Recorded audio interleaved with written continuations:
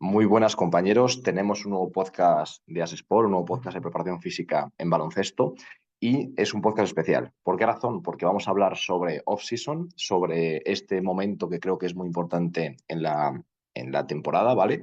Tanto para jugadores como para prepas. ¿Por qué para prepas? Porque es el momento que realmente creo que más se puede mejorar al jugador porque solamente trabajamos para ese jugador en concreto, no tanto para el equipo, sino a nivel individual, ¿vale? También es muy importante porque hay muchos clubes que desgraciadamente no pagan 12 meses, algunos sí, otros no.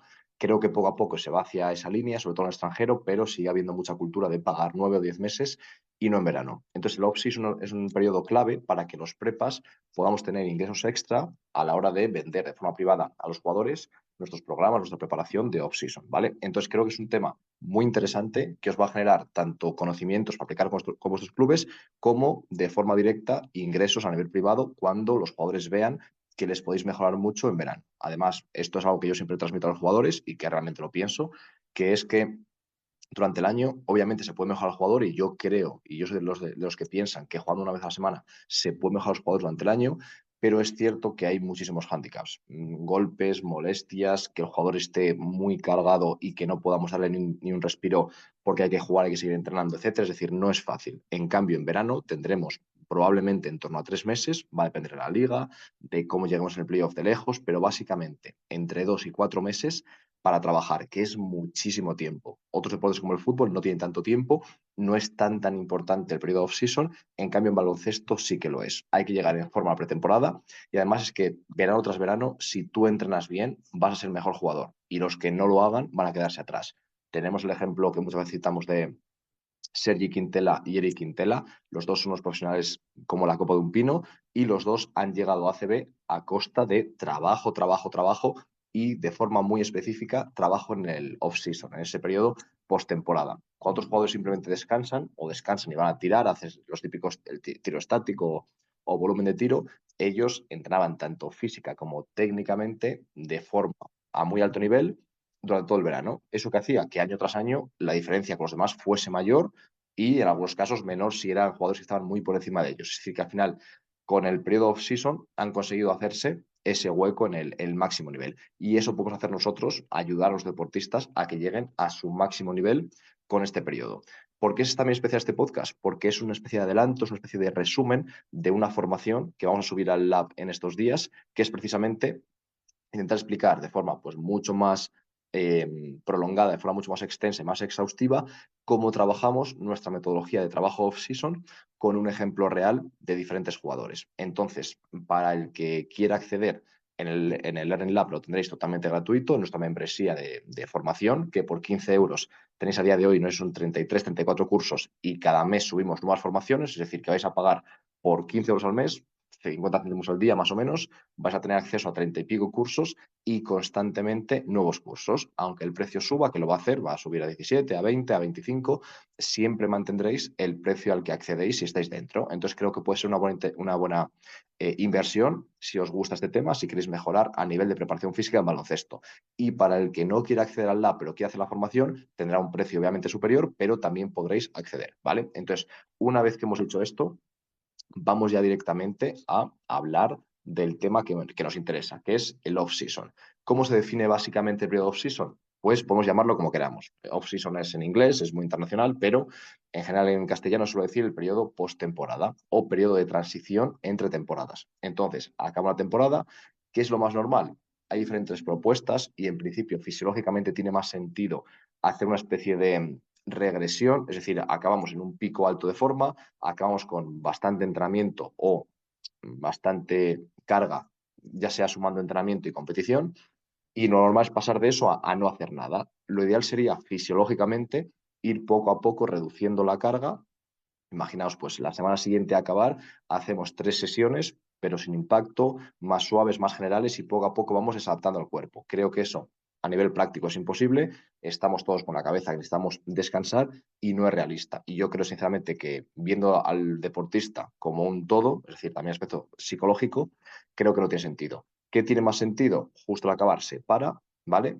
Van a estar 7, 10 días sin hacer nada, simplemente desconectando y si hacen algo es lo que les pide al cuerpo, yo recomendaría que no baloncesto, que vayan a echar una pachanga con los amigos de pádel, que vayan a lo mejor a nadar un poco, que vayan a dar una ruta en bici o de trekking, pero que no hagan nada relacionado con el baloncesto. Es lo que yo recomendaría.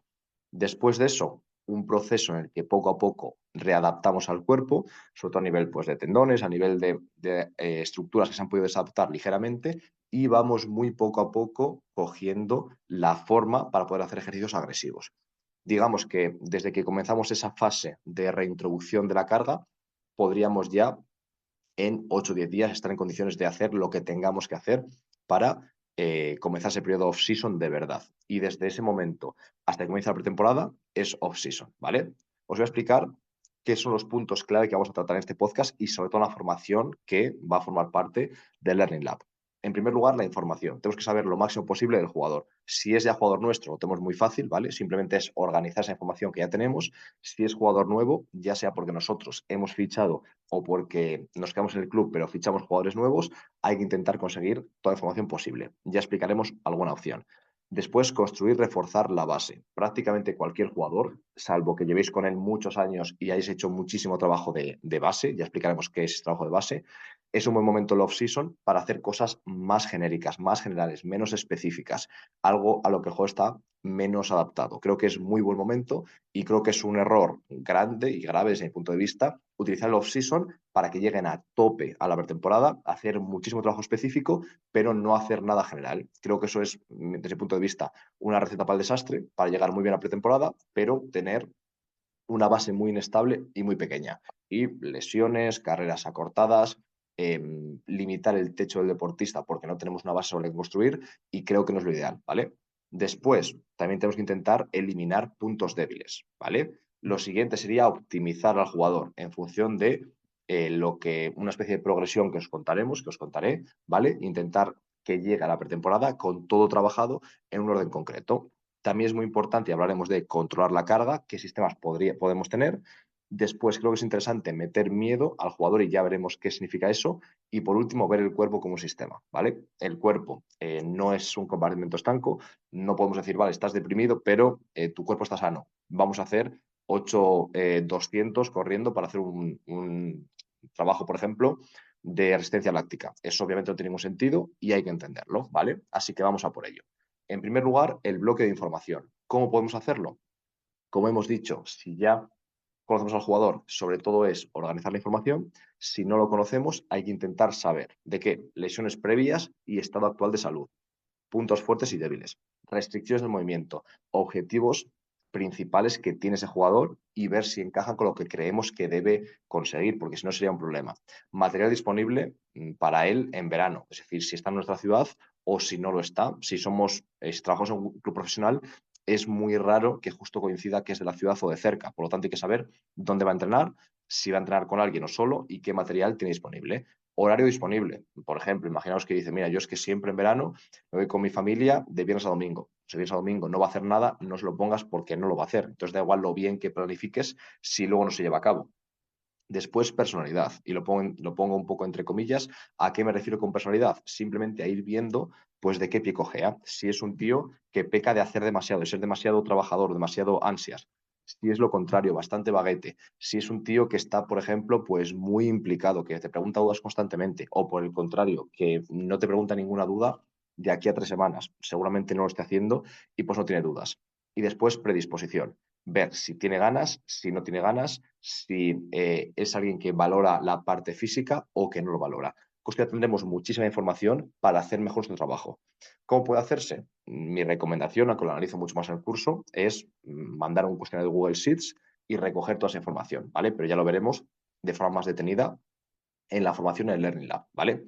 Después, construir la base. ¿Cómo lo haría yo? Pues un breve recorrido. Ya en vídeo se ve mucho mejor con ejercicios y con propuestas prácticas. De hecho, al final de la formación tenéis un ejemplo concreto para un deportista en el que vamos por todo este camino que hemos comentado, que hemos recorrido. Pero yo en líneas generales diría, comenzar con isométricos, ¿vale? Creo que es lo menos agresivo y que poco a poco prepara tanto la musculatura como sobre todo los tendones.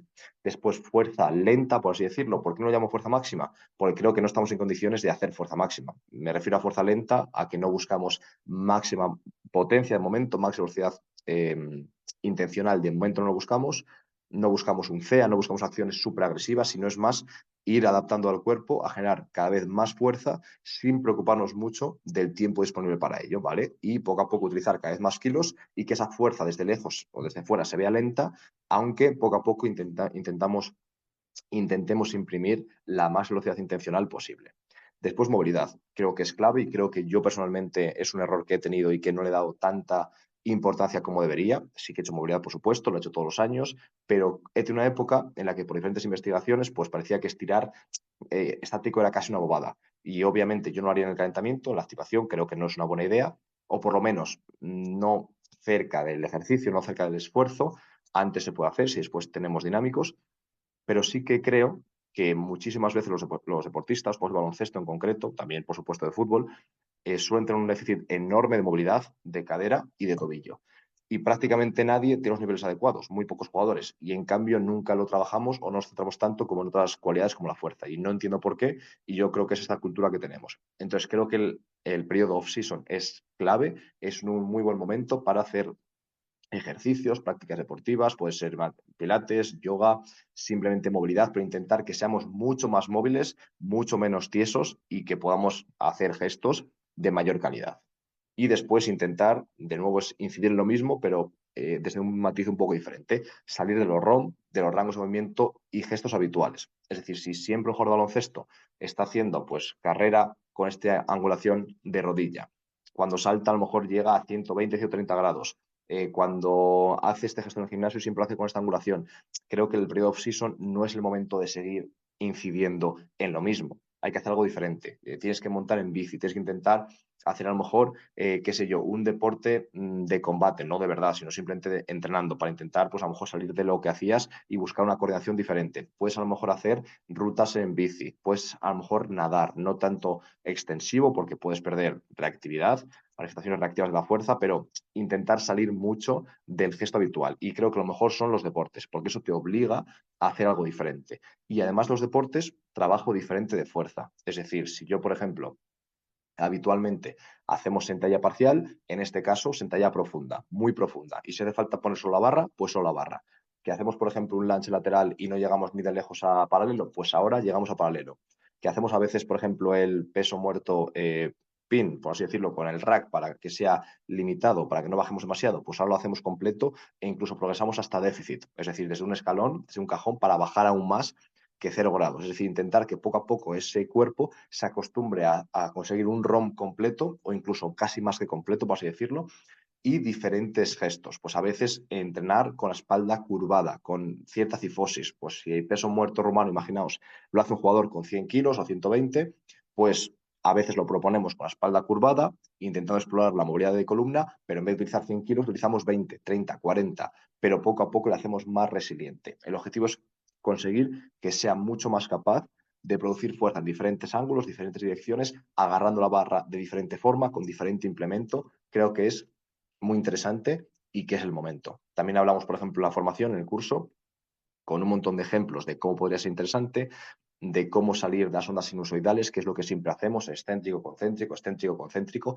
que siempre produce la misma onda sinusoidal. Si lo ves en un encoder, por ejemplo, o una plataforma de fuerzas, sobre todo en encoder, que es lo que yo más he utilizado, se ve siempre de la misma forma. Hay que intentar salir de eso porque el baloncesto no es así. Por lo tanto, no tiene sentido que siempre nos tiremos toda la pretemporada, todo el off-season, haciendo lo mismo, ¿vale?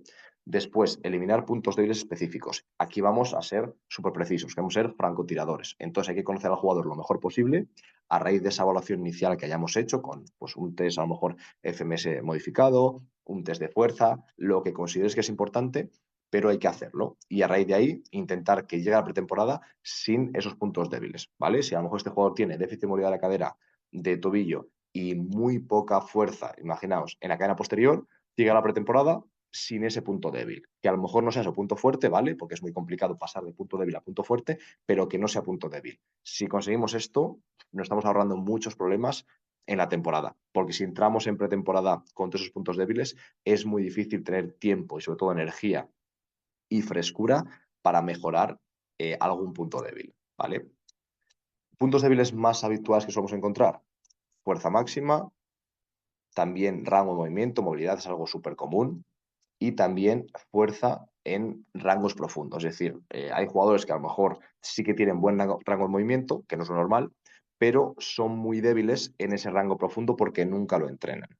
Y un último aspecto que a veces me encuentro o que reflexiono y me lo encuentro cada vez más es poca fuerza o debilidad en la cadena lateral. Es decir, jugadores que a lo mejor son fuertes o muy fuertes en sentadilla, a lo mejor en peso muerto ya tenemos de todo, de gente que es más fuerte o gente que no, cadena posterior, ¿vale? Para algunos también, pero después en cualquier gesto lateral, pues un aductor Copenhague, una abducción de cadera en polea cónica, son débiles, no tienen esa cadena lateral trabajada, no hacen prácticamente nunca ejercicios en ese plano frontal o coronal.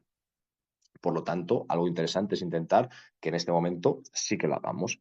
Y algo que es transversal a este movimiento, algo que es transversal a estos puntos débiles, es la composición corporal. Yo soy los que pienso, por suerte en Alemania, casi siempre me he encontrado esto, casi siempre, jugadores que estaban a un nivel brutal de composición corporal, pero creo que en España todavía, aunque cada vez menos, todavía hay un poco de cultura de, bueno, la pretemporada llega un poco fofete, un poco pasado y ya me pondré en forma. No, es que tú tienes que intentar llegar a pretemporada y cada pretemporada mejor. Es decir, que tengas la masa muscular que debes tener, la masa grasa que debes tener. Y si tienes a lo mejor un 0,5, un 0,8% más de grasa, no pasa nada, pero no puede ser que tengas 2 o 3 kilos menos de músculo de lo que deberías y 4 o 5 kilos extra de grasa de la que deberías, porque entonces, quiero decir, es como si conduces un coche con peor motor y además con lastre. No tiene mucho sentido. Entonces, no tiene sentido que nos centremos a lo mejor en un porcentaje de 1% de asimetría, intentar reducirlo si luego el jugador está pasado de peso y además tiene poca masa muscular. Vale. En la parte de optimización, obviamente hay muchísimo que hacer, elegiremos el punto concreto de la progresión en función del jugador, pero voy a intentar explicar desde cero, desde un jugador que no conocemos y que creemos o pensamos que va a tener un nivel muy pobre hasta los niveles más avanzados. ¿Cómo empezaría yo si un jugador no lo conozco y creo que tiene muy mal nivel? Pues empezaría con fuerza general. Ejercicios básicos de core, básicos de empuje como flexiones, de tracción como por ejemplo, ni siquiera dominadas, aún más suave, por ejemplo, un remo invertido, sentadilla air squat, la típica sentadilla con el peso corporal, hacer a lo mejor zancadas sin peso, es decir, todo muy suave y que la probabilidad de pasarnos sea nula. Es decir, mucho mejor quedarnos cortos que pasarnos. Al cabo de pocas sesiones, con su feedback, que debería ser muy fácil, ya vamos poco a poco hacia hipertrofia.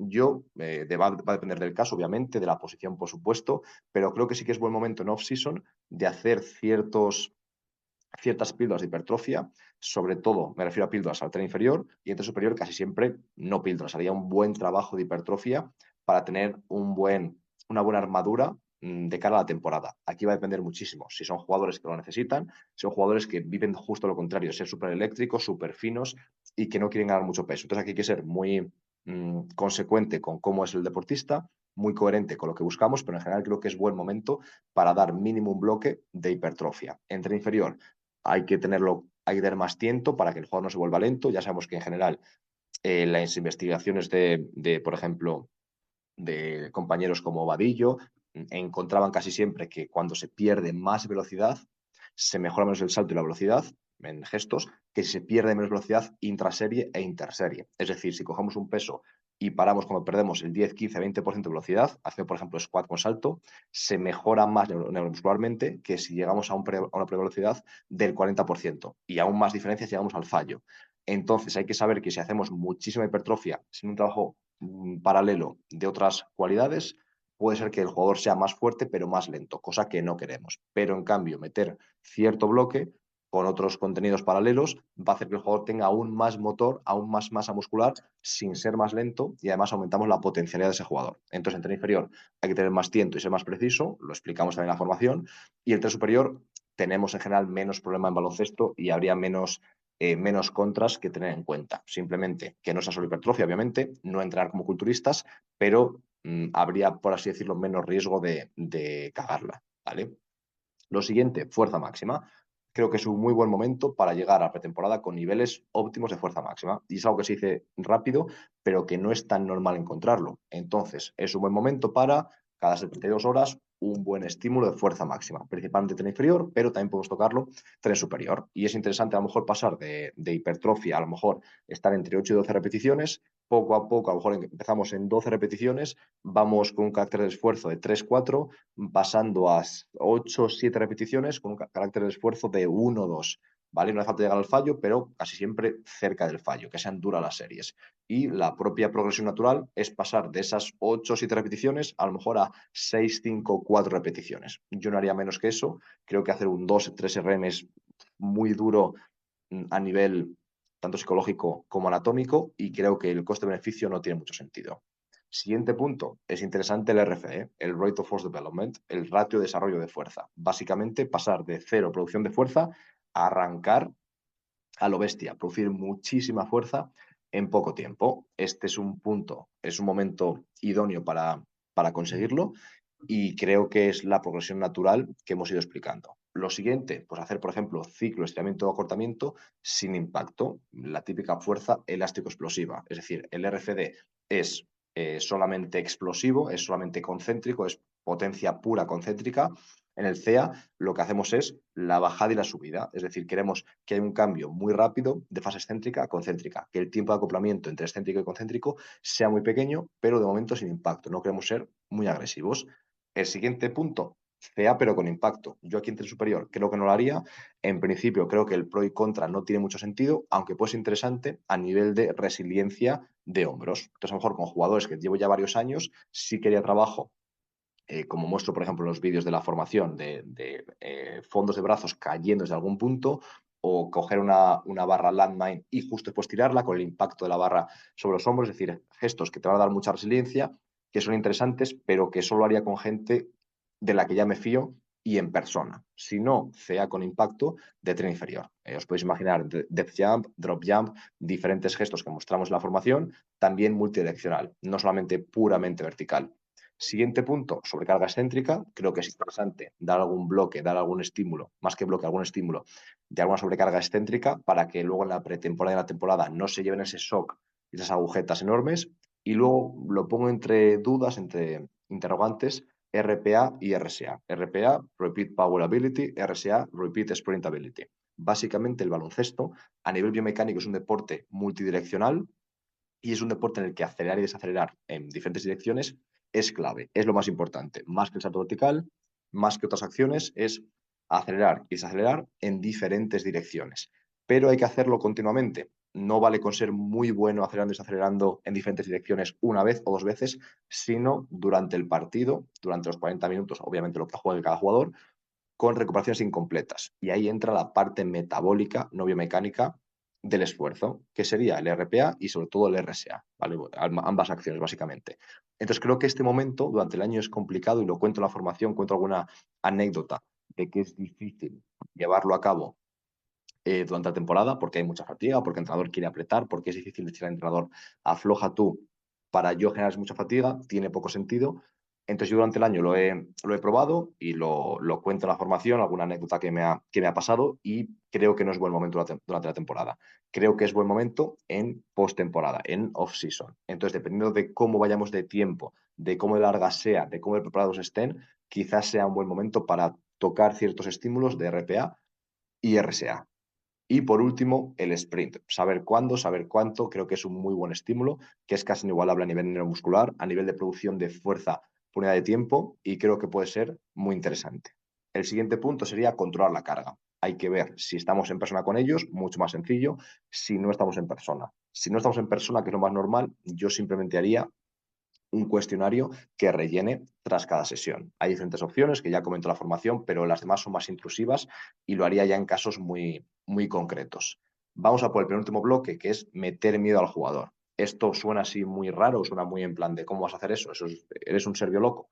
No, pero creo que al final muchísimo, o sea, es prácticamente imposible, bueno, yo creo que es imposible compensar en pretemporada o en temporada una mala carga crónica del jugador. Es decir, si el jugador viene de estar 3 meses en la playa o 3 meses en la playa más hacer volumen de tiro, da igual lo buenos que seamos y lo que sepamos, que ese jugador, vamos, o es un talento físico puro y además joven, o se va a lesionar y va a tener un rendimiento mínimo, porque la propia pretemporada, salvo que entrenemos muy poco, que es raro el entrenador que le gusta entrenar poco en pretemporada, ese jugador se va a lesionar y va a recibir un shock brutal. El paso de entrenar prácticamente nada a mucho lo va a destrozar. Entonces, da igual lo que nosotros hagamos en la pretemporada o lo que preparemos si ese jugador viene desentrenado.